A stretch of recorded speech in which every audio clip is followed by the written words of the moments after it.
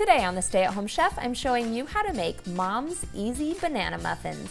These muffins are easy to make, store really well, and they are a perfect option for overripe bananas. Start by preheating an oven to 450 degrees Fahrenheit and then grab a muffin tin. And then you'll line the muffin tin with little paper liners. To make your wrappers easier to remove, you can spray the little paper liners with a little bit of nonstick cooking spray.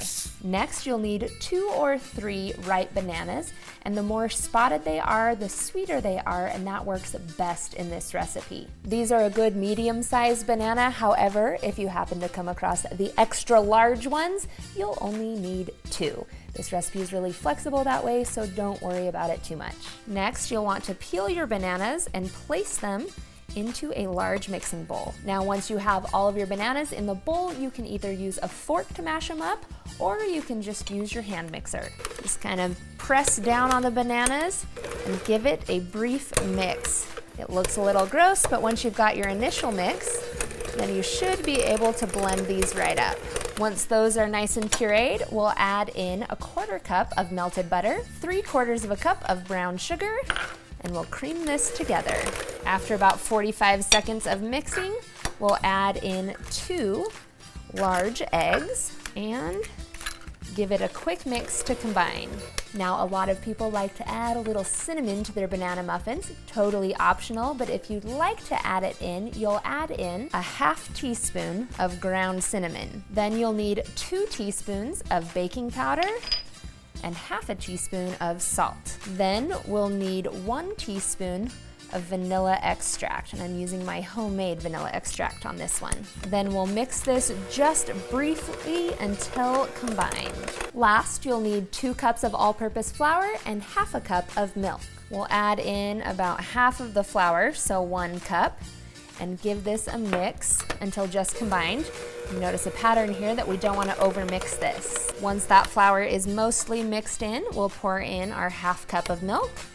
Mix that in. Once the milk is mixed in, you can add in your remaining flour and finish it off. And don't forget to stop and scrape the sides and the bottom of the bowl so that everything gets mixed in. If you want, you can also fold in 1/2 cup of mini chocolate chips or 1/2 cup of chopped nuts. Then I'm gonna use an ice cream scoop to scoop up some of my batter and fill up each of my little muffin liners. And if you'll notice, these are not like cupcakes. We're actually filling each of the liners almost all the way full. These are going to puff up and get a nice, beautiful dome on top. We're gonna bake these in a 450-degree oven for 5 minutes. After 5 minutes, leave the muffins in the oven and simply reduce the temperature to 350 degrees. And continue baking for 14 to 16 minutes. When they're done, let them cool in the tin for about 5 minutes, and then you can remove them from the muffin tin to cool completely. Another fun option for you is to top your muffins with cinnamon sugar. You'll need 1/2 cup of sugar mixed with 1/2 teaspoon of ground cinnamon, and then while your muffins are still warm, just dip the top in, roll it around, and you'll get a nice little coating of cinnamon sugar. Then you, my friends, are ready to eat.